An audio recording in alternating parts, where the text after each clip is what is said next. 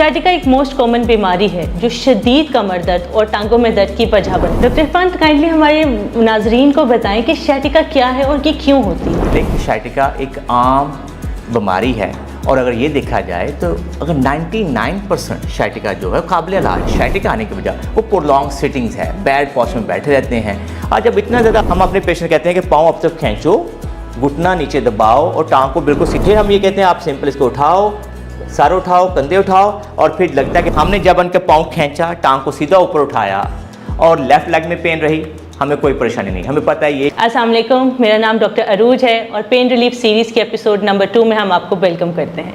आज के इस एपिसोड में हम डिस्कस करेंगे शाटिका को। शाटिका एक मोस्ट कॉमन बीमारी है जो शदीद कमर दर्द और टांगों में दर्द की वजह बनती है, जिसकी वजह से बहुत से ख़वातीन और मर्द हजरात का 9 to 5 जॉब करना, वर्क फ्रॉम होम करना, कुकिंग करना, ड्राइविंग करना, इवन तक कि कुछ ख़वातीन के लिए बच्चों को संभालना तक मुश्किल हो जाता है। आज के इस एपिसोड में हमारे कंसल्टेंट फिजियोथेरेपिस्ट जो कि होराइजन हॉस्पिटल जौहर टाउन के हेड ऑफ फिजियोथेरेपी डिपार्टमेंट भी हैं और 20 साल से इस फील्ड में तजुर्बा रखते हैं, डॉक्टर इरफान अहमद से जानते हैं। Thank you so much doctor Irfan, आपने हमें ज्वाइन किया। बहुत शुक्रिया डॉक्टर अरूज, आप के नाजरीन का ख़ास कर जिन्होंने हमारा पहला एपिसोड नी आर्थराइटिस जो ख़वातीन में बहुत कॉमन है उसको पसंद किया है। आज के इस एपिसोड के अंदर आपने एक बहुत इम्पॉर्टेंट टॉपिक जो है वो चूज़ किया है जिसको शाटिका बोलते हैं। मैं उम्मीद करता हूं कि जब हम के नाजरीन इस वीडियो को देखेंगे तो इस शाटिका को समझ सकेंगे, वो समझ सकेंगे कि शाटिका क्या है, इसके काज़ज़ क्या हैं और इसको आप लोग घर में कैसे ट्रीट कर सकते हैं। तो मेरी पूरी कोशिश होगी कि इंतहाई आसान और सिंपल अंदाज के अंदर मरीज़ को ये सारी इन्फॉर्मेशन दे सकूँ। Thank you so much doctor Irfan, kindly हमारे नाजरीन को बताएं कि शाटिका क्या है और ये क्यों होती है। देखिए डॉक्टर अरूज, जो शाटिका है बेसिकली एक सिम्टम है। सबसे पहले हमें ये समझने की ज़रूरत है कि जो शाटिका है, जो हमारी शाटिक नर्व है, वो हमारी कमर से चौथे और पाँचवें मोहरे से निकलती है, यानी कि L4, L5, S1, S2, S3। ये छोटी छोटी रूट वैल्यूज़ होती हैं और वो हमारी हिप से होती हुई हमारी टांग में और फिर अल्टीमेटली लोअर लेग में जाती है। अगर किसी वजह से ये नर्व पे दबाव आ जाए, यानी कि नर्व कंप्रेस हो जाए या इसको कोई इंजरी हो जाए या कोई चोट लग जाए, तो फिर क्या होगा कि नर्व के अलांग, इस बिजली की तार के अलांग उसकी सिम्टम आना शुरू हो जाती हैं, जिसको बेसिकली हम शाटिका बोलते हैं। अगर हम सिंपल वर्ड में समझे तो नॉर्मली आम बंदे को ये समझ आती है कि जब वो टांग में दर्द जाती है तो ये समझ लेता है कि ये शाटिका है। अगर हम इसको सिंप्लीफाई करने की कोशिश करें कि शाटिका क्या, तो इसके 3 मेन काजेज़ होते हैं जो शाटिका कॉमनली लोगों में देखी गई है। तो सबसे पहले जो नर्व है वो हमारी कमर के लेवल पे चौथे और पाँचवें मोहरे के दरमियान या L5 S1 के दरमियान में अगर हमारा डिस्क प्रोलैप्स हो जाए, डिस्क बल्ज कर जाए, डिस्क प्रोट्रूजन कर जाए, क्योंकि जो नर्व की रूट वैल्यूज़ हैं वहाँ से निकल रही होती हैं और वो जो डिस्क प्रोलैप्स होती है तो वो नर्व के ऊपर जाके दबाव डालना शुरू कर देती है। तो नॉर्मली अगर हमारी नर्व जो है अगर फ़र्ज़ करें L4, L5 लेवल पे कहीं पे कंप्रेस हो रही तो उसकी सिम्टम आना शुरू हो जाएंगे। जैसे फ़र्ज़ करें हमारी टांग में दर्द आ सकती है, हमारी टांग में नमनेस, टिंगलिंग सेंसेशन आ सकती है, लोग ये सारी छोटी छोटी जो चूंटियाँ जैसे रेंगती हैं इस तरह की फीलिंग आना शुरू हो जाएगी। कुछ लोगों को ये होता है कि हमारे अंगूठा जो है वो सुन्न होना शुरू हो गया, हमारी उंगलियां सुन्न होना शुरू हो गई। तो ये उसकी सिम्टम्स हैं। अगर हम रियलिटी में देखा जाए तो जो सबसे बेसिक सिम्टम है वो आपकी पेन है। इसलिए जिसको भी शाटिका हो तो सबसे पहले यूं ही उसकी टांग में दर्द जाए तो उसको हाई अलर्ट हो जाना चाहिए, क्योंकि दर्द को तो बहुत आसानी से ट्रीट किया जा सकता है। नॉर्मली लोग दर्द से बहुत ज़्यादा घबरा जाते हैं, लेकिन यकीन मानिए कि दर्द अल्लाह ने एक तरह से ब्लेसिंग रखी हुई है, जिसका मतलब ये है कि हम इसको ट्रीट कर सकते हैं, हम ठीक हो सकते हैं। तो सबसे पहले अगर हम देखें तो शाटिका डिस्क प्रोलैप्स की एक रीज़न होगी। दूसरी जो हमारी शाटिका होने की एक बड़ी वजह होती है वो हमारी हिप के ऊपर जब साथ हम बहुत ज़्यादा बैठते हैं, वॉलेट रखते हैं, जो यंग लोग हैं कंप्यूटर के बहुत ज़्यादा बैठे रहते हैं, वो लंबी ड्राइव करते हैं, तो हिप के ऊपर से क्योंकि नर्व गुजर रही होती है उसके ऊपर पेरिफॉर्मस मसल के नीचे से जब गुजरती है तो कई दफ़ा हमारी नर्व वहाँ पे दब जाती है। अच्छा, ऐसे में फिर हमारी क्या होता है कि थाई सुनना शुरू हो जाती है, थाई में दर्द है, इसको हम कहते हैं कि पेरिफॉर्मस सिंड्रोम हो गया। एक और कैटेगरी होती है जो कि ज़्यादातर बुज़ुर्ग लोगों में देखी जाती है। जो हमारे जो बुज़ुर्ग लोग हैं जिनकी उम्र 50-60 साल से ज़्यादा होती है, कि जब उनकी एज बढ़ती है तो आहिस्ता आहिस्ता जो मोहरे हैं उनके दरमियान में जो सुराख हैं वो छोटे होना शुरू हो जाते हैं, उससे भी नर्व दबना शुरू हो जाती है। लेकिन ये एक ऐसी शाटिका होती है जिसका ये कह लीजिए कि मुकम्मल इलाज मुमकिन नहीं होता, क्योंकि मोहरे जो हैं, हड्डियाँ जो हैं वो नर्व को दबा रही होती हैं।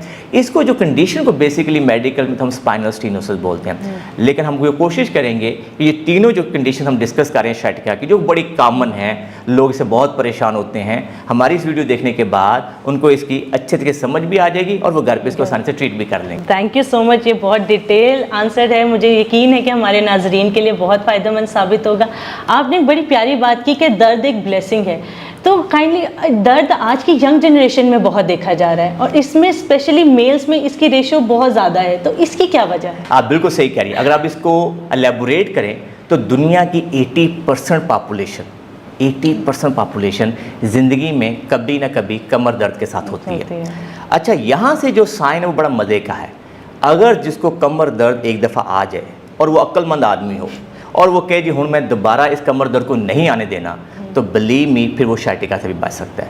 क्योंकि सबसे पहले इनिशियली हमेशा यही होगा कि यंग एज है, आज के दौर में अगर देखा जाए, खासकर जैसे बच्चियां हैं, लड़के हैं, अब तो बचपन से ही कह लें कि हम सारे बच्चों को टैब दे रहे हैं, कंप्यूटर पे बैठे हुए हैं और वो लगातार बैठे रहते हैं। फिर Aahista Aahista bad posture develop हो जाता है। फिर जब वो स्कूल और कॉलेज लाइफ में आते हैं, वहाँ बैठे हुए हैं। फिर उसके बाद अगर नेक्स्ट स्टेज पे आए तो कारोबारी ज़िंदगी आ जाती है, वहाँ पे बैठे हुए हैं। अब इतना ज़्यादा जो बैठना होता है तो ऑटोमेटिकली अगर हम ये रियलिटी में देखें तो जो हमारी जो स्पाइन है, अगर हम ये देखें जैसे मैं बिल्कुल अब सीधा हूँ तो इसका मतलब ये हो गया कि हमारी स्पाइन एक न्यूट्रल। अब अगर मैं इसको बेंड करके से टेक लगा के बैठा हुआ हूँ तो इसका मतलब ये हो गया कि जो हमारी डिस्क है, बेसिकली इसको सिंपल वर्ड में आप समझने की कोशिश करो कि वो अंडे की सफ़ेदी और जर्दी की तरह है। जब हम यंग होते हैं तो कच्चा अंडा है हमारी डिस्क, उसके अंदर बहुत ज़्यादा हाइड्रेशन है। यूँ जो हमारी एज बढ़ती है तो वो समझ लीजिए हाफ फ्राई एग है। तो अंदर वाला जो पोर्शन है जो हमारा डिस्क का, वो न्यूक्लियस पल्पोसस है, और जो बाहर वाला जो पोर्शन है वाइट बाउंड्री जो अंडे की सफ़ेदी है, वो उसको हम एनुलस फाइब्रोसिस कहते हैं। यंग एज के ऊपर ज़्यादा जो हमने देखा है डिस्क प्रोलैप्स या डिस्क बल्ज या sciatica आने की वजह वो प्रोलॉन्ग सिटिंग्स है, बैड पोस्चर में बैठे रहते हैं। और जब इतना ज़्यादा आप बैठे रहेंगे तो आपकी जो डिस्क है, जब हम फर्स्ट में बैठे हुए हैं तो जो जर्दी है वो पीछे जाने की लगातार कोशिश करती जाती है। अब वो लगातार कोशिश कर रही होती है, फिर हम किसी स्टेज पे कुछ छोटा मोटा वज़न जो के उठा लेते हैं, जब वो उठाते हैं तो डिस्क प्रोलैप्स हो जाती है।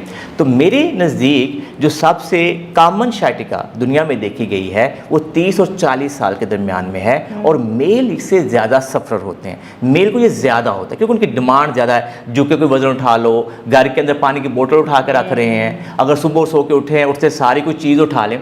अब ऐसे में 2-3 टिप्स हैं जो कि अगर यंग जनरेशन जो फॉलो कर ले तो मुझे पूरा यकीन है कि वो sciatica जैसी ऐसी डिज़ीज़ जिसके ऊपर बहुत ज़्यादा पैसा लगता है, जिसके अलावा उन बेचारों की रोज़मर्रा की ज़िंदगी बड़ी इफेक्ट होती है, इवन कि अपने काम को छोड़ना पड़ता है। अगर आप दुनिया में देखो साइंटिफिकली ये बात प्रूवन है कि सबसे ज़्यादा अगर कोई इकॉनमी इफेक्ट होती है इंसान की पर्सनल लाइफ के अंदर तो उसकी बैक पेन है, और ये sciatica तो एक तरह से उसको घर बाउंड कर देती है, होम बाउंड कर देती है।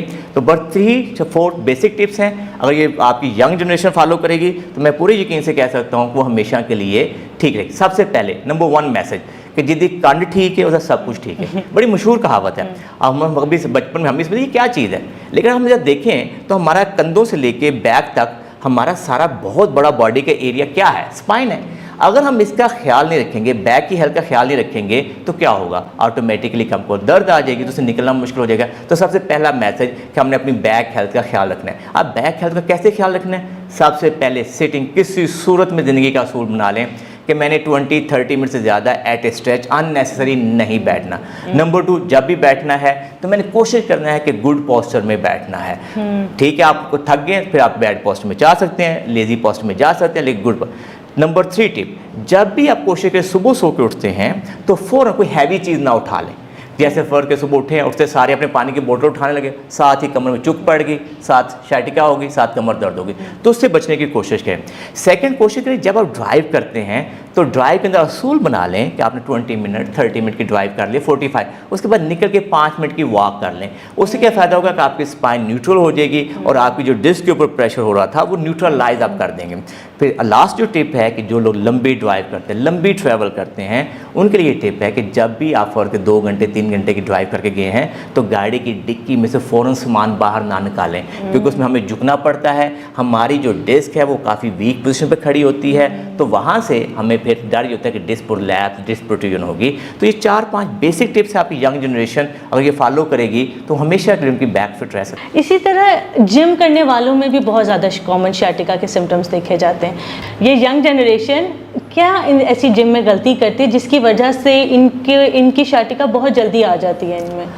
मेरा ज़ाती ख्याल है कि उसमें जो जिम वाली एक्टिविटीज़ हैं अगर रियलिटी में देखा जाए, नो डाउट कि मेरा ख्याल है कि हर एक को जिम करना चाहिए, इसमें कोई दो आरा नहीं है।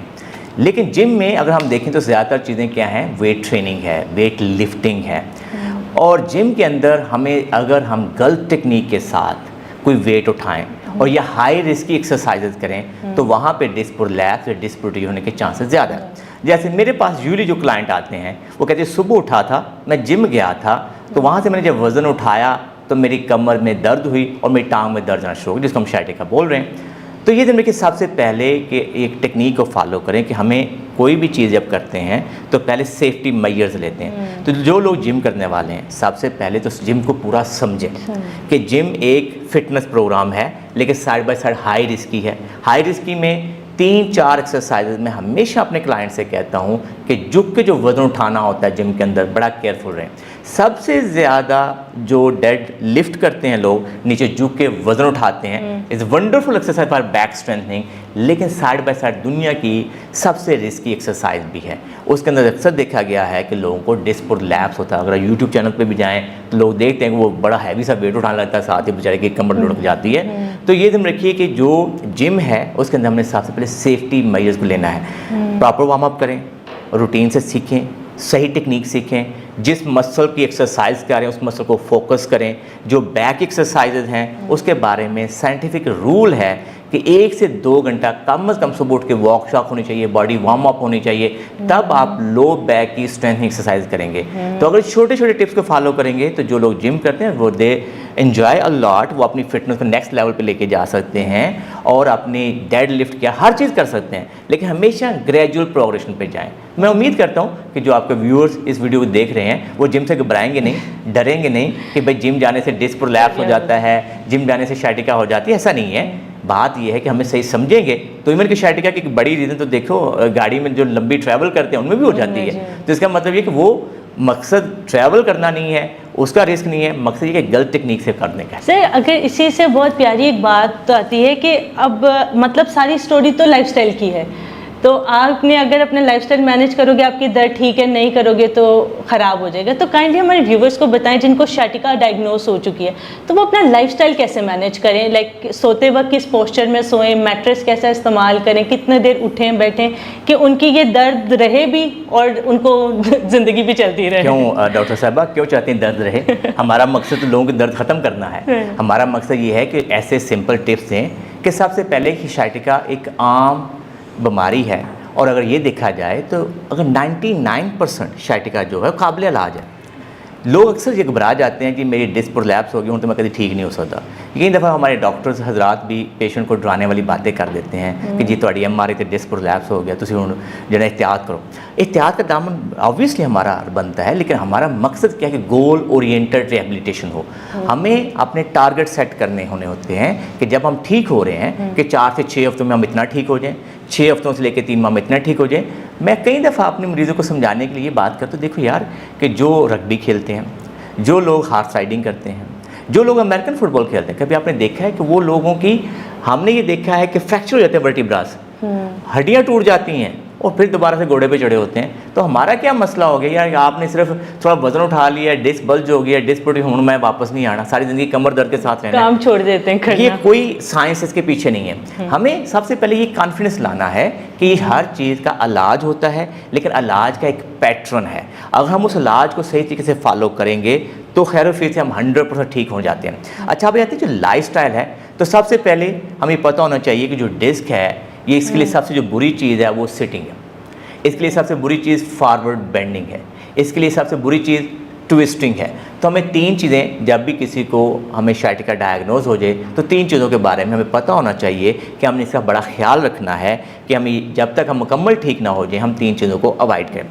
फिर इसके अलावा हमें कोशिश करनी चाहिए कि जो सिटिंग है वो किसी सूरत में भी हमारी बेअमरे मजबूरी 15-20 मिनट से ज़्यादा ना हो। हम लो सोफ़ा पे ना बैठें, हम लो चेयर पे ना बैठें, हम लो कमोड पे ना बैठें। अगर हमें कफिंग हो गई है, स्नीजिंग हो रही है, क्योंकि कफिंग जब होती है तो डिस्क और लैप्स वाला जो मरीज़ होता है वो बेचारा बड़ा पेन में जाता है, क्योंकि वो जो शॉक होता है जब वो पहुंचता है कफिंग का तो क्या होता है वो वाइब्रेट करती है डिस्क और वो कहीं जब नर्व इरिटेट होती है तो बंदा बेचारा वहीं पर बैठ जाता है। तो मैं नॉर्मली अपने लोगों को इनकरेज करता हूँ, आपको कफिंग हो रही है आप पिलो पकड़ें, उसको अपनी स्पाइन को थोड़ा सा एक्सटेंशन में ले जाएँ और उस वक्त आप कफ करेंगे तो क्या होगा कि आपको कम से कम स्ट्रेस पड़ेगा। आपने फ़र्ज़ करें बैठे हुए हैं और आप उठने लगे हैं तो कोशिश करें कि अपने पहले पेट को अंदर करें और अपने हाथों के और पाँव के ज़ोर से उठने की कोशिश करें, तो आपको इस तरीके से मसला हल होगा। अगर आप फर्क झुक के कोई चीज़ उठाना चाह रहे हैं तो कोशिश करें हिप से झुकें, और अगर नीचे से कोई चीज़ उठाना मजबूरी बन गई है तो नी को बेंड करके आप कोई चीज़ उठाएंगे। तो अगर आप, बात बड़ी सिंपल सी है डॉक्टर साहबा, कि अगर फ़र्क छोटा सा कट लग जाए तो क्या करते हो आप लोग, उसकी एहतियात करते हो ना, आपको लगते हो कि यार एक पट्टी है वो छेड़ना नहीं है। अगर हमारी डिस्क पे इंजरी हो गई है, छोटा मोटा टेयर आ गया है, हमारी बैक में पेन आ गई है, हम करते क्या है कि जाने अनजाने में उसको छेड़ते रहते हैं। जैसे बोल के बैठ के ज़्यादा डिस्क पीछे जाती रही, हमने झुक के कोई वजन उठा लिया फिर छेड़ दिया। तो ये जो बेसिक फैक्टर होते हैं जिससे दर्द छिड़ी रहती है, थोड़ा सा हम ठीक होता है, थोड़ी सी हीलिंग होती है, फिर दोबारा से हम इंजर्ड कर लेते हैं। उस वजह से देखा गया है कि नॉर्मल लोगों की दर्द प्रोलॉन्ग हो जाती है और वो अपने लाइफस्टाइल के अंदर वो चीज़ों को समझ नहीं पाते। तो बहुत सिंपल लाइफस्टाइल चेंजेस लानी है जिनकी मदद से आपकी शाइटिका ठीक हो सकती है। Thank you so much sir. आपने एक बड़ी प्यारी अभी बात की है कि एमआरआई जब आती है तो लोग बहुत ज़्यादा डर जाते हैं कि अब तो ठीक नहीं होना। तो जैसे किसी को शाइटिका आती है, ऑर्थोपेडिक सर्जन हो गए, न्यूरो सर्जन हो गए, वो कहते हैं कि आप एमआरआई करा लें। तो आपकी इस बारे में क्या राय है कि किस टाइम एमआरआई कराना चाहिए, क्योंकि एक बड़ा कॉस्टली प्रोसीजर भी है और एक बंदे को लगता है मैं तो बड़ा ही कोई बीमार हो गई हूँ तो मैं या हो गया हूँ तो जा रहा हूँ। तो आपके इस बारे में क्या ख्याल है? डॉक्टर, ये बहुत इंपॉर्टेंट क्वेश्चन है और इस वक्त पूरी दुनिया के अंदर बेशुमार रिसर्चेज आ चुकी हैं कि देखिए, मेरा ज़ाती ख्याल है कि जो हमारे आर्थोपेडिक सर्जन हैं, न्यूरो सर्जन हैं, फिजियोथेरेपिस्ट हैं, या जो लोग भी बैक को डील करते हैं, क्योंकि अल्लाह ताला ज़ात ने हमें और जैसे हमारी मेडिकल फील्ड के अंदर हमें क्लिनिकल स्किल्स दी हुई हैं कि हम 99% जो चीज़ें हैं वो अपनी स्किल से, बेसिक टेस्ट से, पेशेंट की स्टोरी से समझ पाते हैं हाँ यार इसको किस लेवल की इंजरी होगी। मादत के साथ आज के दौर में हम सारे शॉर्टकट मारने के चक्करों में हम ये चाहते हैं कि हमारा मरीज़ हमसे ज़्यादा सवाल ना करे, हमारे पास इतना टाइम नहीं हम उसको डिटेल में समझा सकें।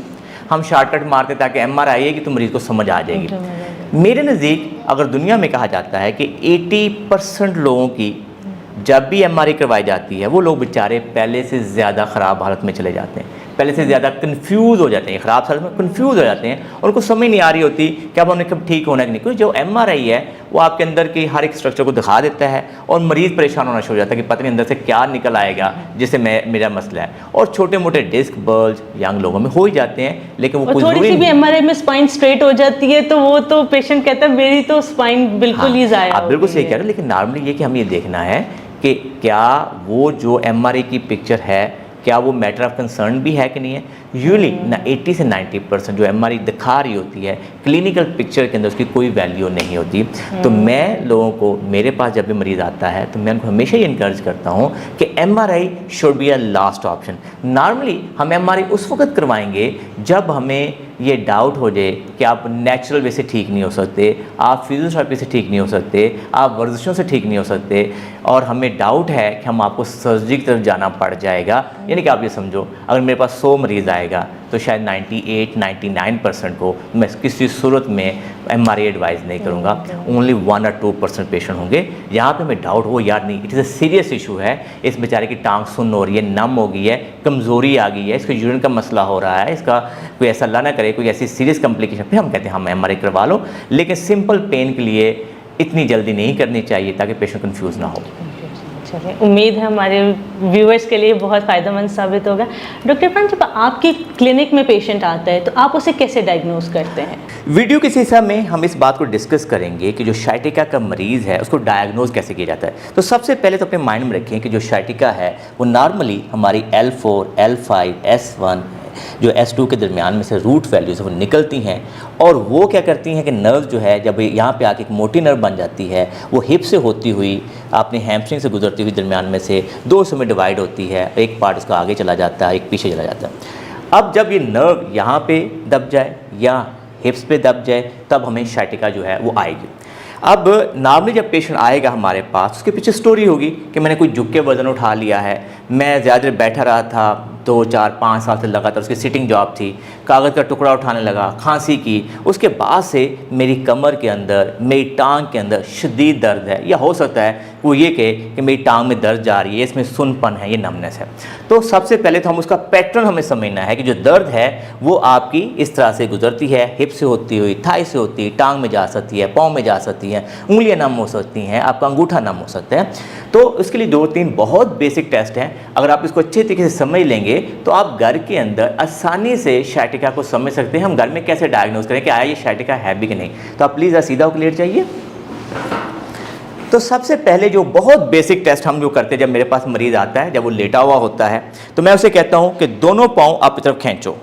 जब पाँव अपनी तरफ खींचता है और हम ये चेक करते हैं कि उसकी सबसे पहले हमारे लिए इंपॉर्टेंट होता है कि उसकी पावर क्या है, तो हम पाँव खींचते हैं तो हम ये चेक करते हैं ओ गुड, अगर वो पाँव अच्छे तरीके खींच ले इसका मतलब L4 की जो पावर है वो ठीक है, इसका मतलब ये कि अभी कोई कमज़ोरी नहीं है। इसके बाद हम कहते हैं अंगूठा खींचो, दोनों अंगूठे जब खींच लेता है हम चेक करते हैं दोनों में पावर एक जैसी है, इसका मतलब ये हो गया कि उसकी L5 की पावर भी ठीक है, क्योंकि नॉर्मली जो पावर लॉस होती हैं वो L4 L5 के लेवल पे होती हैं। फिर तीसरा जो हम एहतियातन चेक कर लेते हैं वो कहते हैं घुटने को नीचे प्रेस करो, हम इसका पता चल जाता है कि L3 की पावर भी बिल्कुल ठीक है। तो ये एक बेसिक टेस्ट है जो सबसे पहले हम मसल की स्ट्रेंथ को एवेल्यूएट करते हैं। इसके बाद जो हम टेस्ट करते हैं, हम अपने पेशेंट कहते हैं कि पाँव अब तक खींचो, घुटना नीचे दबाओ और टांग को बिल्कुल सीधा ऊपर उठाओ।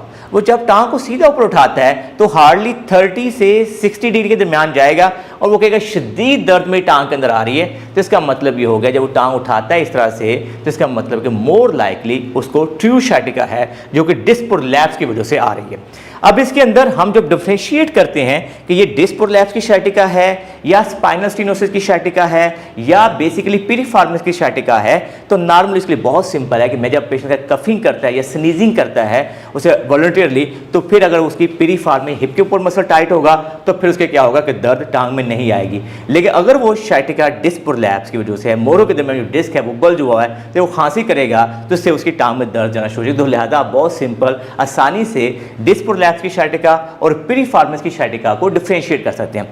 इसी तरीके से जो बुजुर्ग लोग हैं उनके अंदर हम शाइटिका को डिफरेंशिएट इस तरह से करते हैं कि ये जो यंग लोगों की शाइटिका होती है ये ज़्यादा बैठने से दर्द बढ़ जाती है, और जो बुजुर्ग लोगों की शाइटिका होती है जो 50-60 साल से ज़्यादा होते हैं, जब वो बैठते हैं उनकी दर्द खत्म हो जाती है। तो इसका मतलब ये होता है कि जब वो खड़े होते हैं या चलते हैं उस वक्त उनकी जो स्पाइन है वो नैरो हो जाती है, उनको यूँ लगता है कि जैसे खड़े होंगे 2 मिनट 5 मिनट चलेंगे तो उनके नर्व पे दबाव होना शुरू हो जाता है। मैं उम्मीद करता हूँ कि आपको ये समझ आ गई कि यंग लोगों की शाइटिका बैठने से बढ़ती है और जो बुजुर्ग लोगों की शाइटिका है वो चलने से या खड़ा होने से बढ़ जाती है। तो उम्मीद करते हैं कि आपको इस जो वीडियो के हिस्सा में डायग्नोसिस जो शाइटिका है उसके समझने में मदद मिली होगी। Thank you so much doctor Irfan. अब इसका मेडिकल ट्रीटमेंट क्या है, दवाइयाँ क्या हैं जो रिकमेंड करेंगे आप? ये दिन देखिए कि हम जो दवाइयाँ बताने लगे हैं ये यूनिवर्सली क्या पूरी दुनिया के अंदर या हमारे ज़्यादातर ऑर्थोपेडिक सर्जन या न्यूरोसर्जन न्यूरोलॉजिस्ट वो टिपिकल यही दवाइयाँ देते हैं। वो एक लिस्ट होगी जो आपके कैमरे के ऊपर भी आ जाएगी, वो आप देख लीजिएगा। सबसे पहले जो आपका ऑर्थोपेडिक सर्जन है या न्यूरोसर्जन है वो आपको ये कहेगा कि अगर आपकी टांग में दर्द आ रही है तो न्यूरोपैथिक पेन होगी, नर्व दब गई है, आजकल यूनिवर्सली इसके लिए दवाई दी जाती है वो गैबापेंटीन है, गैबिका। वो कहेगा जी आप रात को शाम का खाना खाने के बाद 75 मिलीग्राम की गैबापेंटीन जो है ना वो खा लें, और वो नॉर्मली 2 हफ्तों से लेकर 3 हफ्तों का ट्रीटमेंट देगा। अगर दर्द शदीद है, ज़रूरी नहीं कि अगर दर्द शदीद नहीं है तो आपको शुरू में दे दिया जाए। दूसरा वो आपको क्या है कि पट्ठों में क्योंकि अकड़ाया हुआ आता है उसमें काफ़ी स्टिफनेस आई होती है, तो पट्ठों को नरम करने वाली दवाई देगा, जैसे फर्स्ट करें टैबलेट मायोनल, कोई मसल रिलैक्सेंट हो सकती है, वो कहेगा सुबह शाम खाना खाने के बाद खा लो। तीसरी दवाई जो होगी वो एंटी इन्फ्लेमेटरी होगी। इसका मतलब ये होगा कि जो आपकी इन्फ्लेमेशन डेवलप हुई है उसको कम किया जा सके। जैसे फ़र्ज़ करें हमारे यहाँ कामली ब्रूफन है, कैफ्लेम है, वोरन है, वो क्या 50 मिलीग्राम की टैबलेट जो है सुबह शाम का खाना खाने के बाद या सुबह का खाना खाने के बाद खाएं। ये ध्यान रखिए कि दुनिया में ये स्ट्रांगली रिकमेंडेड होता है कि जो भी हम दवाइयाँ खाएँ, आइडियली पेन किलर वो खाना खाने के बाद खाई जाती हैं। और ये नॉर्मली जो ट्रीटमेंट है 2-3 हफ्तों से ज़्यादा नहीं करना चाहिए, क्योंकि दवाइयों के अपने साइड इफ़ेक्ट्स होते हैं। और अगर किसी को मैदे का मसला हो तो वो मैदे को प्रोटेक्ट करने के लिए दवाई देते हैं, जैसे कैप्सूल नेक्सम है और मेप्राजोल है, ओमेगा है, कोई भी दिया जा सकता है। लेकिन मेरी ये आपकी से हम्बल रिक्वेस्ट होगी कि ये वाला जो पार्ट है, मेडिकल का पार्ट है, ये नॉर्मली हम उन लोगों के लिए तो दे रहे हैं जो लोग अफोर्ड नहीं कर सकते, जिनकी अफोर्डेबिलिटी नहीं है, गरीब आदमी है, वो डॉक्टर के पास नहीं पहुंच सकता, तो उसको दवाई का पता होना चाहिए कि दवाई बेसिकली ये है। किसी क्वैक से लेके ऐसी दवाई, कोई ऐसी स्टीरॉयड का टीका ना लगा ले, रेदर देन उसको पता हो कि ये 3 जो दवाइयाँ हम आपको बता रहे हैं ये पूरी दुनिया के ऑर्थोपेडिक सर्जन नॉर्मली यही प्रेस्क्राइब करते हैं। लेकिन अगर जिसके पास भी अफोर्डेबिलिटी है वो ज़रूर अपने ऑर्थोपेडिक सर्जन या न्यूरोसर्जन या मेडिकल स्पेशलिस्ट से मिलके इन दवाइयों को स्टार्ट करें। Thank you so much sir. Sir अगर इसके बाद मेडिकल ट्रीटमेंट तो हो गया, दवाइयाँ भी उन्होंने खा ली, तो क्या फिजियोथेरेपी कौन सी एक्सरसाइजेज हैं जो वो घर पे भी करें अभी आपकी वीडियो से, और आप अपनी क्लिनिक में भी कराते हैं, कि वो सीख जाएं कि वो उससे उनके दर्द में बेहतरी आ जाए? डॉक्टर ये बहुत इंपॉर्टेंट क्वेश्चन है, ये ध्यान में रखना है, क्योंकि शाइटिका जो है वो जो उसका जो ट्रीटमेंट है 99% फिजियोथेरेपी से और मेडिकल ट्रीटमेंट से है। अगर जो हमारा व्यूअर जो है वो ये वीडियो देख रहा है, अगर वो यंग है और उसको शाइटिका है, तो अगर वो ये दवाइयाँ खा लेता है, जो दवाइयाँ वो 2 से 3 हफ्तों के साथ दवाइयाँ खा लेता है, साथ सारी जो हमने वीडियो के अंदर इंस्ट्रक्शन उनको फॉलो कर लेता है, और साथ जो हम एक्सरसाइज देने लगे हैं उनको फॉलो करता है, तो मुझे पूरा यकीन है वो ये समझेगा कि जैसे डॉक्टर इरफान से फिजिकली क्लिनिक पे ट्रीटमेंट ले रहा है। क्योंकि हमने इसकी साइंस समझनी है कि जो यंग लोगों में शाइटिका होती है वो ये है कि जब वो फॉरवर्ड बेंड होते हैं तो उसके बाद डिस्क पीछे जा रही है और वो जाकर नर्व पे दबाव डाल रही है, या जब वो ज़्यादा बैठते हैं तो उनकी हिप्स के ऊपर नर्व कंप्रेस हो रही है। तो यंग लोगों की शाइटिका को हमने इस तरह से ट्रीट करना है कि ऐसी एक्सरसाइज देनी है जिसकी वजह से जो डिस्क है वो न्यूट्रलाइज हो जाए और वो आगे की तरफ आए। लेट्स से जब मेरे पास पेशेंट आता है तो सबसे पहले तो मैं उसको यही एडवाइस करता हूँ कि आपने कोशिश करना है कि ज़्यादा लेटे ना। जो पुरानी मिथ होती थी कि जी आप लटा दो 2 हफ्तों के लिए, 3 हफ्तों के लिए, और कहते थे साफ सरफेस पे लेट जाओ, अब वो नहीं है। सबसे पहले ट्रीटमेंट के अंदर ये बात समझने की ज़रूरत है कि हमने ज़्यादा से ज़्यादा जो रेस्ट करनी है वो 1 से 2 दिन की होती है। अगर फर्क बहुत शदीद दर्द भी है तो हम 1 से 2 दिन के बाद इनकरेज करते हैं कि पेशेंट को एक्टिव हो। थोड़ी सी दर्द होगी इनिशियली, लेकिन उठ के चले, क्योंकि हमें ये पता है कि अगर हम लगातार लेटे रहेंगे तो जो डिस्क है वो ज़्यादा ख़राब हो जाएगी और हमारे मसल वीक हो जाएंगे और हमारी रिकवरी स्लो हो जाएगी। तो सबसे पहले लेटने के बारे में ये एडवाइस दी जाती है ट्रीटमेंट के अंदर कि आपका जो सरफेस है वो फर्म होना चाहिए। बहुत महंगे mattress, ortho mattress, memory mattress कोई रिकमेंडेड नहीं है। आपने ये ध्यान में रखना है कि जो मैट्रेस है वो फर्म होना चाहिए। फर्म से मुराद आप सिंपल ये कह लें, जैसे हमारा ये वाला मसल है ये फर्म है। अगर हम हार्ड की बात करें, जो माथे पे जब हाथ लगें तो हार्ड है, तो ज़मीन इज़ अ हार्ड।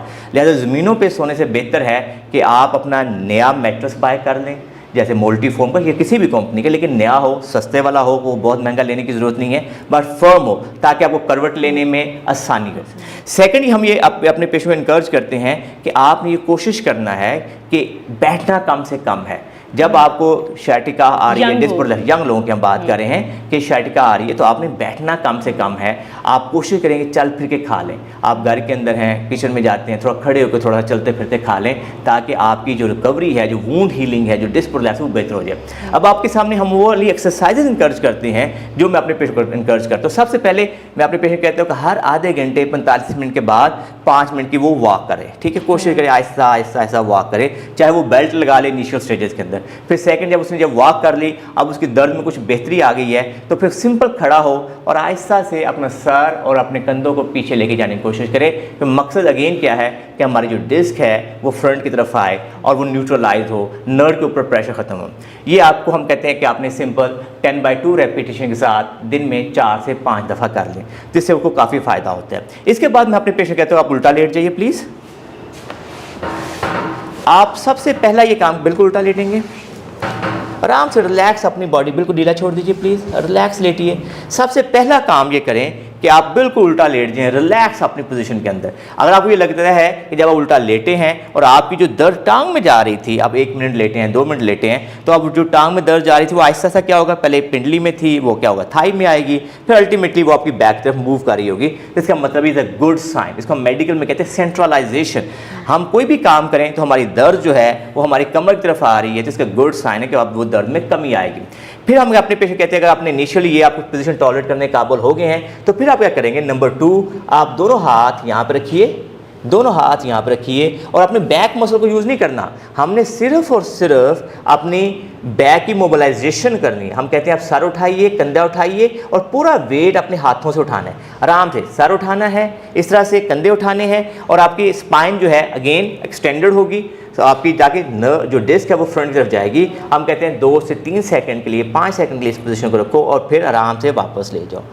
फिर हम ये कहते हैं आप सिंपल इसको उठाओ, सर उठाओ, कंधे उठाओ और फिर लगता है कि हम इसमें और बेहतरी आई है, फिर हम कहते हैं और मैक्सिमम पर ले जाओ। तो आहिस्ता आहिस्ता हर रोज़ थोड़ी थोड़ी प्रोग्रेशन करते जाएं। अगले 2 हफ्तों के अंदर क्या होगा कि आप ऐसा बिल्कुल सर उठा दीजिए, कंधे उठा दीजिए और अपनी हिम्मत है तो कोहनियाँ सीधा कर दीजिए और इस तरह से आप इस पोजीशन को लेके जा सकते हैं। तो इससे क्या होगा कि आपको ये लगेगा कि मेरी स्पाइन पूरी एक्सटेंडेड हो गई है, आप फिर आराम से वापस चले जाइए। तो ये डिस्क प्रोलैप्स की जो पेशेंट हैं उनके लिए 2 बहुत सिंपल एक्सरसाइज है। तीसरी टेक्निक जो नॉर्मली अपने पेशेंट कहते हैं कि आप घर के अंदर जैसे विंडो है, आप उसको पकड़ लीजिए और आराम से बैठने की कोशिश कीजिए ताकि आपकी स्पाइन जो है वो डिस्ट्रैक्शन की तरफ चले जाए। अगर घर के अंदर कोई ऐसा रॉड लगा हुआ है तो आप सिंपल उसको पकड़ेंगे और उसको सिंपल होल्ड करके रखेंगे और आहिस्ता आहिस्ता आप हल्का 1-2 सेकंड के लिए, 5 सेकंड के लिए इसको होल्ड करें, आपकी स्पाइन डिस्ट्रैक्शन की तरफ आ जाएगी। तो ये 3 एक्सरसाइजेज की मदद से नॉर्मली मेरे पेशेंट जो हैं 3 हफ्तों से लेकर 6 हफ्तों के अंदर मुकम्मल तौर पे जो डिस्क प्रोलैप्स के पेशेंट होते हैं वो सेहतयाब हो जाते हैं। अब हम आपको बताते हैं यंग लोगों में जो पिरिफॉर्मस जो हिप मसल टाइट होता है उसके लिए क्या एक्सरसाइज करनी चाहिए। नंबर 1, उसको मैं सिंपल अपने पेशेंट कहता है, जब आप लगता है कि आपकी जो दर्द है वो हिप से शुरू होती है और आपको ये समझ आ गई है कि जब आप ज़्यादा बैठ जाते हैं, ट्रैवल करते हैं, उसके बाद से आपकी दर्द आ रही है, तो सिंपल अपने घर वालों से कहें कि आपको इस एरिया के अंदर थोड़ा सा डीप मसाज कर दें।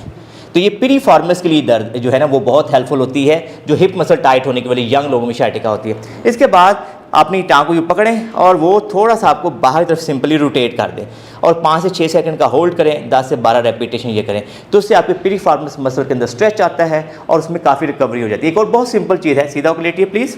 यंग लोगों में जो पिरिफॉर्मस का जो स्ट्रेच है एक और एक्सरसाइज की मदद से भी हम करते हैं। हम कहते हैं टांग को बेंड कर लीजिए, इस टांग को भी बेंड कर लीजिए और ये टांग दूसरी अपने आगे रख लीजिए, यूँ रखें आगे हेरोफियस से, और उसके बाद इस टांग को उठाएं, दोनों हाथ इसके नीचे डाल लीजिए प्लीज़, इसके नीचे यूँ पकड़िए और उठाइए और ऊपर से बॉडी उठा दीजिए टांग को यूँ और बेंड कर लीजिए, बेंड कर लीजिए, नहीं इसको नी को बेंड रखना है, नी को बेंड रखेंगे और ये करेंगे तो आपकी जो हिप का मसल है वो स्ट्रेच होना शुरू हो जाएगा। अगर 5 से 6 रेपिटेशन दिन में 2 से 3 दफ़ा करें तो आपकी जो हिप से पेन ओरिजिनेट हो रही थी प्रोलॉन्ग सिटिंग से, आपकी ड्राइविंग से, ये भी 2 से 3 हफ्तों के अंदर मुकम्मल तौर पे ख़त्म हो जाएगी। अब वीडियो के लास्ट पार्ट के अंदर जो हमारा फिजियोथेरेपी है कि एक आदमी है 60 साल का है, 70 साल का है, उसको जब शाइटिका आती है तो हमें ये टिपिकल हमें ध्यान में रखना चाहिए कि ऐसा बंदा जिसकी सिटिंग से दर्द बेहतर होती है तो हमने उसको बेंडिंग वाली एक्सरसाइज करवानी है, उसको हमने बैक एक्सटेंशन वाली एक्सरसाइज नहीं करवानी। लिहाजा हम उनको यही कहते हैं कि आप लेट से आप वॉक करते हैं, आपको 5 मिनट के बाद दर्द होती है तो आपने 2 से 2.5 मिनट की वॉक करके रेस्ट लेना ताकि आपकी दर्द छिड़े ना। फिर हम उसको इनकरेज करते हैं कि हर हफ्ते आहिस्ता से 1-2 मिनट का इजाफा करते जाएं और कोशिश करें दिन में 1 घंटा ज़रूर चलें, चाहे 2-2 मिनट करके चलें, 3-3 मिनट करके चलें ताकि आपकी फिटनेस लूज़ ना हो जाए। लेकिन टारगेट ये रखें कि हर हफ्ते के बाद 1 से 2 मिनट का इजाफा करते रहें। उनके लिए एक बहुत ही सिंपल और आसान एक्सरसाइज होती है कि सिंपली हम अपने पेशेंट कहते हैं कि टांग को पकड़ें, दोनों हाथ इसके नीचे रखें, ज़ोर से खींचें और पेट के साथ लगा दें और इसको 10 सेकंड का होल्ड करें। आप आराम से एक टांग पे 10 दफ़ा करें, दूसरी टांग पे 10 दफ़ा करें और दूसरी एक्सरसाइज के अंदर अगर आपका पेट बहुत बड़ा नहीं निकला हुआ और आराम से ये कर सकते हैं तो फिर दोनों टांगों को उठाइए और आराम से खींचिए, पेट के साथ लगा दीजिए और 5 से 6 सेकंड का होल्ड कीजिए, 5 से 10 दफ़ा इसको भी करें। अगर जो हमारे बुज़ुर्ग पेशेंट हैं, ओल्ड एज के पेशेंट हैं, अगर वो दवाइयों के साथ इन 2 एक्सरसाइज को ऐड कर लेते हैं, अपना वॉकिंग पैटर्न ठीक कर लेते हैं तो मुझे पूरा यकीन है कि उनकी जो दर्द है उसमें बहुत बेहतरी आएगी और वो जो डेली बेसिस पे कंप्लेन करते हैं कि उनसे चला नहीं जाता उसमें बेहतरी आएगी। Thank you so much sir. उम्मीद है ये तमाम एक्सरसाइजेज हमारे पेशेंट्स के लिए, हमारे व्यूवर्स के लिए बहुत फ़ायदेमंद होंगी। सर एक लास्ट क्वेश्चन मैं इस पे करना चाहूँगी कि सर्जरी बहुत ज़्यादा डॉक्टर्स रिकमेंड करते हैं, अब लाइक दर्द आई है तो उसके बारे में क्या है कि सर्जरी कब करानी चाहिए या कब नहीं करानी चाहिए? डॉक्टर अरूज, आप चाहती हैं कि मैं हर चीज़ बता के जाऊँ? नहीं, बहुत इंपॉर्टेंट है। बेसिकली हमारे व्यूअर्स को ये बात समझ आनी चाहिए कि कब सर्जरी कब नहीं सर्जरी। साफ ज़रा कि हर इंडिविजुअल, हर प्रोफेशनल की राय डिफरेंट हो सकती है, लेकिन जो हमारा एक्सपीरियंस है, जो साइंटिफिक एविडेंस है, उसके मुताबिक 2-4 बड़ी बेसिक चीज़ें हैं। अगर आपका डिस्क प्रोलैप्स हो गया और वो डिस्क प्रोलैप्स इतना ज़्यादा है कि वो आपके यूरिन के कंट्रोल को वीक कर रहा है, आपको ये लगता है कि छोटे छोटे ड्रॉप्स निकलते हैं, आपके बड़ा पखाने का कंट्रोल कम हो गया, तो इसका मतलब अब हमें वेट नहीं करना चाहिए, हमें फ़ौरन सर्जरी तक जाना चाहिए, चाहे वो स्पाइनल स्टीनोसिस हो, चाहे डिस्क प्रोलैप्स हो। मेरा हमेशा लोगों को मशवरा होता है कि आप फ़ौरन सर्जरी तक जाए। नंबर 2, अगर फ़र्ज़ करें हम अपने पेशेंट को वैल्यूएट करते हैं कि दोनों टांगें सीधी करिए, प्लीज़ सीधी करिए। अब अगर फ़र्ज़ करें इनकी लेफ़्ट लेग में शाइटिका, टांग में दर्द आ रही है, लेकिन हमने जब उनके पाँव खींचा, टांग को सीधा ऊपर उठाया और लेफ़्ट लेग में पेन रही, हमें कोई परेशानी नहीं, हमें पता है ये शाइटिका 99% ठीक हो जाएगी। अगर फ़र्ज़ करें लेफ़्ट लेग में शाइटिका है, लेकिन हम उनसे ये कहते हैं कि राइट लेग उठाइए, अगर राइट लेग उठाने से लेफ़्ट लेग में दर्द नहीं गई तो आप कॉन्फिडेंट हो जाइए कि 95 से 99% चांसेस हैं कि आप फिजियोथेरेपी से, वर्जिशों से, दवाइयों से ठीक हो सकते हैं, अगर आप समझदारी से चीज़ें फॉलो करते हैं। लेकिन अगर हमने दाईं टांग उठाई है और बाईं टांग में दर्द आ रही है, तो इसका मतलब ये है कि डिस्क जो है वो सेंट्रली प्रोट्रूड हो गई है। इसके अंदर 50-50 वाली गेम आएगी कि 50% चांसेस हैं कि आप अच्छी समझदारी से, फिजियोथेरेपी से, वर्जिशों से, आपका फिजियोथेरेपिस्ट अच्छा हो, आप खुद बड़े डेडिकेटेड हों, तो यूजुअली बेहतर हो जाएंगे। बट 50% चांसेस हैं कि शायद आपको सर्जरी तक जाना पड़े। एक और जो टेस्ट है, नॉर्मली जब मैं करता हूँ अपने पेशेंट से, मैं कहता हूँ पाँव खींचो अपनी तरफ। अब वो पाँव खींचता है, उसकी देखेंगे इसके दोनों पाँव की पूरी मूवमेंट आ गई, ठीक है। लेकिन अगर फ़र्ज़ करें मैं इसे कहूँ लूज छोड़िए, ये पाँव उठाएं, इनसे पाँव हिले ही ना, और या ये ऐसा करें कि जब ये पाँव चलते हैं तो ये चलते हुए पाँव से ना उठाया जाए और ये फ्लैप करें, पाँव को फ्लैप करें, यानी कि इसका मतलब पाँव नहीं उठ रहा। या इनसे मैं कहूँ एड़ियों पे चल के दिखाएं, ये एड़ियों से पे ना चल पाएँ, या मैं इनसे कोई एक टांग पे खड़े हों, ये बैलेंस ना कर पाएँ, इसका मतलब है कि अनफॉर्चुनेटली इनकी नर्व इतनी ज़्यादा दब गई है कि डिस्क ने इतना ज़्यादा दबा दिया है कि वो अब कमज़ोरी आ गई, बिजली की तार में डिम लाइट आ रही है। ऐसे में भी हमें more likely as early as surgery की तरफ जाना चाहिए। तो मैं उम्मीद करता हूँ कि जो आपका पेशेंट है वो ये बात समझ लेगा कि सर्जरी कब करवानी है। अगर हमारा यूरिन का कंट्रोल, हमारा उसमें प्रॉब्लम आ रहा है, हमारी टांग में कमज़ोरी आ रही है, सिंपल लाइक वीक हो गई है, छोटी हो गई है देखने में। बिल्कुल डॉक्टर साहब, ये बिल्कुल सही कह रहे हैं, वो छोटी भी कि वो कमज़ोरी से मिला दे कि आपको लगेगा अगर तो आप सर्जरी लेट कर रहे हैं, लेट से 2 महीने 3 महीने हो गए हैं, तो फिर तो आपकी टांग छोटी हो जाएगी। लेकिन अगर आपको ये लगता है कि जैसे आप अच्छे फिजियोथेरेपिस्ट के पास गए हैं, न्यूरोसर्जन के पास गए हैं और उसने कह जी देखिए जी आपकी पावर कम हो गई है, पाँव की पावर कम हो गई है, आपका पाँव जो है, फुट जो है वो आपका नीचे रगड़ खा रहा है, ठीक है, फुट जो है वो ड्रॉप हो गया है, तो फिर आप सर्जरी को लेट ना करें, अच्छे सर्जन के साथ रब्ता करके, स्पाइनल सर्जन से फिर आप सर्जरी की तरफ जाना चाहिए। तो ये एक बड़ा बेसिक सी टेक्निक है, बेसिक सा मेथड है। ऐसे लोगों को मैं इंकरेज करता हूँ कि वो ज़िद्दी भी ना हो कि अपनी सर्जरी अब नहीं करवानी, क्योंकि सर्जरी नहीं करवाएंगे तो फिर भी वो प्रॉब्लम में जाएंगे और वो कॉम्प्लिकेशन बढ़ जाएंगी। Surgery should be a very very last option, लेकिन जो आपका एथिकल सर्जन होगा, एथिकल फिजियोथेरेपिस्ट होगा, एथिकल मेडिकल प्रोफेशनल होगा, वो आपको राइट डायरेक्शन में डालेगा, तो आप उस पर ट्रस्ट करना चाहिए। लेट्स से फिर भी आप कंफ्यूज हैं कि मैंने सर्जरी करवाऊं या ना करवाऊं, तो मैं नॉर्मली अपने पेशेंट को इनकरेज करता हूं कि फिर आप ऐसा कर सकते हैं, 1 से 2 सर्जन की राय ले लें। जब 1 से 2 सर्जन की राय ले लेते हैं तो फिर भी आपको फैसला करने में काफ़ी आसानी होती है। Thank you so much doctor Irfan. मुझे उम्मीद है ये तमाम एक्सरसाइजेज हमारे नाजरीन के लिए और हमारे पेशेंट्स के लिए बहुत फ़ायदेमंद साबित होंगी, और काइंडली कमेंट सेक्शन में ज़रूर बताएं कि इन एक्सरसाइजेज से आप लोगों को कितना फ़ायदा हुआ है, घर बैठे आप लोगों ने कितनी हद तक अपनी पेन को कवर किया है। मिलते हैं इंशाल्लाह नेक्स्ट एपिसोड में। Thank you so much.